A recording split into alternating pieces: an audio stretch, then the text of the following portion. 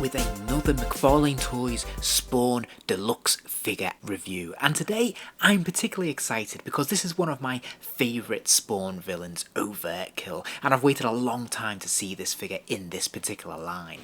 Now admittedly, Overtkill is one of the more silly Spawn villains. He's actually one of the earliest villains aside from Violator we're actually introduced to in the Spawn universe. He shows up I think in issue 6 and he's a larger than life cyborg assassin. Now from memory I believe that at some point he does get killed and he comes back a little bit zombified a little bit later on, and that is the version that we're looking at today. This is very much the zombified version of the character, but nevertheless the core look is pretty much the same as the original design of the character, which is why I'm particularly excited because I grew up reading Spawn when it was first launched way back in the 90s, and so I have strong associations with the original version of this character. And best of all, this is one of McFarlane Toys' MegaFigs, or oversized figures, and as such he does come in this oversized packaging. This is one of those giant boxes that we've seen for similar figures like Cygor and Violator previously, and we can see obviously this is mostly window display. We have the figure in all his glory there.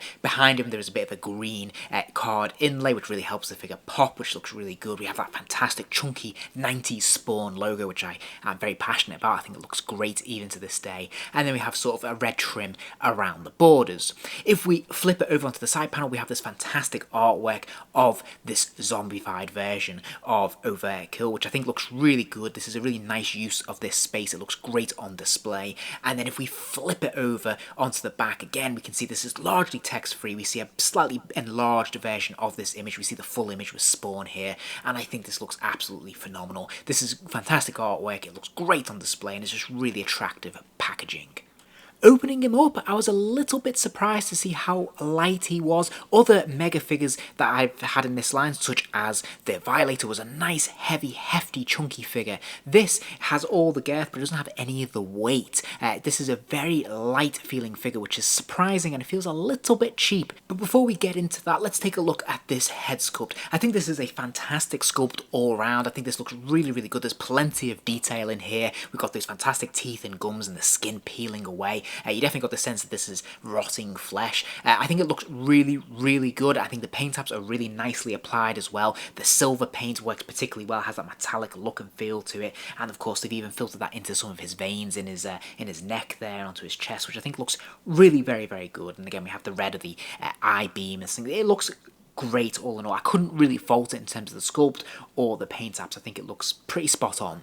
Likewise, that remains true for the rest of the body sculpt as well. There's so much detail here, which is fantastic. I love seeing all these individual rivets and bits and pieces on his armour and in his cyborg limbs there. I think it looks really good. Again, wherever we see skin, we see all these pock marks, which looks like it's decaying and rotting, which looks really good. And as I said, it's all very nicely painted for the most part. The one criticism I might have of the paint is when it comes to the actual sort of cyan-coloured armour pieces, which has no shading whatsoever, and I feel like this needed a wash running through it to really bring out some of the details and give it a little bit more nuance.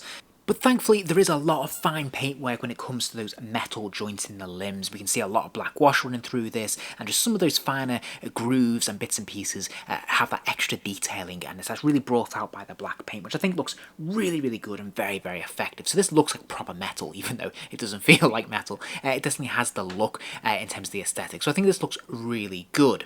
Now his hands, interestingly, he doesn't come with any extra hands at all, so you only get these two here. He has one that is a sort of grasping hand, and the other one is a closed fist, so quite traditional if you're only going to give a character one pair of hands. This is the kind of combination you're going to want to go for, so I think this works really well and looks pretty good in the main. Now if we look at his boots, we can see that obviously he's got those shin pads, which again are in that sort of cyan colour, which again, because of the moulded plastic they've gone for, the fact that they haven't given it any shading, looks a little bit cheaper than I would like, although I do like the colouring. It is comic book accurate. And then again, obviously when it comes to his boots, we can see that obviously they again have the same sort of treatment when it comes to the fine paint, which really makes this look detailed and realistic. So let's look at articulation. He does have a ball joint in his head, so he can move his head from side to side, he can move it, lean it left and right, a pretty healthy distance all in all. It's actually kind of surprising to me, and of course he can move his head up and down a fair distance as well, so plenty range of motion here, which is great.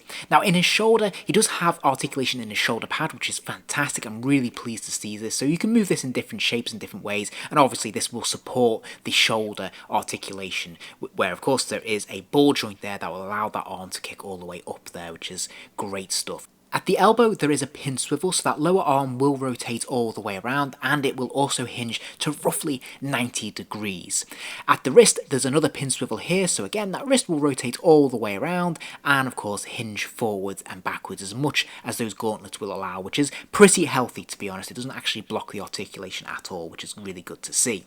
Now he does have a ball joint in the waist, which is neatly disguised by that fantastic rubber belt that he has there, but as you can see, it's very effective. There's a lot of range of motion here. He can move from left to right, he can lean side to side, and of course he can bend forwards and backwards, but it's almost too loose on my figure. There's ball joint in the hips, so he can kick his leg out to the side, he can kick those legs forwards and backwards, and then there's a strange joint at the knee. I thought it was a pin swivel, because obviously it will hinge to 90 degrees, which is great, but it actually has a sort of swivel to the side, so it doesn't kick out in the way that you might expect. It doesn't kick from side to side, it just sort of swivels from left to right.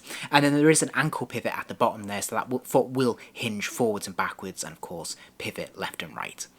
Now, in terms of scale, here he is next to the Mortal Kombat Spawn figure from McFarlane Toys. As you can see, these scale very, very nicely against each other. I think this is pretty much height appropriate. This is tends to how I think these characters scale against each other. So this looks really good to me. As you can see, Overtkill really stands head and shoulders above Spawn here and looks very impressive and overbearing indeed.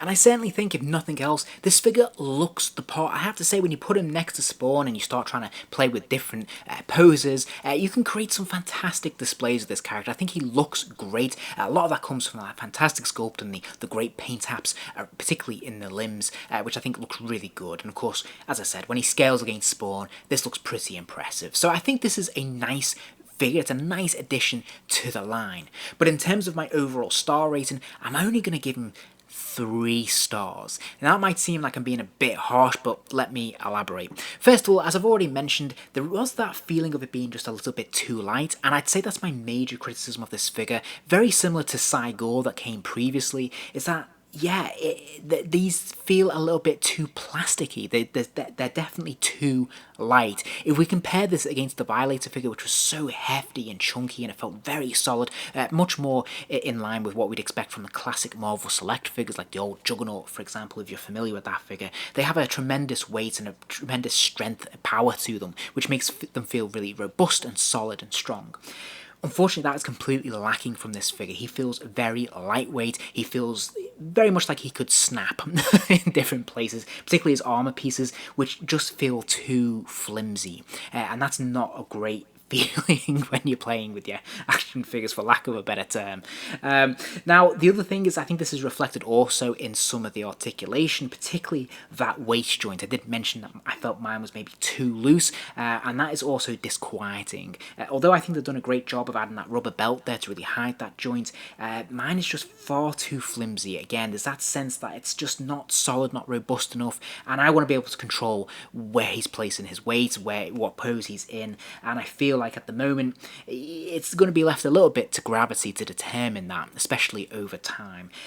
So yeah, I do really like this figure. Please don't get me wrong, I think it is a fantastic addition. It's one I've long wanted in my collection, but I'm also a little bit disappointed by some of the lack of the paint apps when it comes to those armor pieces, but also just the materials they've used in this figure just feels a little bit too lightweight for me. That makes him feel a lot cheaper, especially at this price point, than he should be.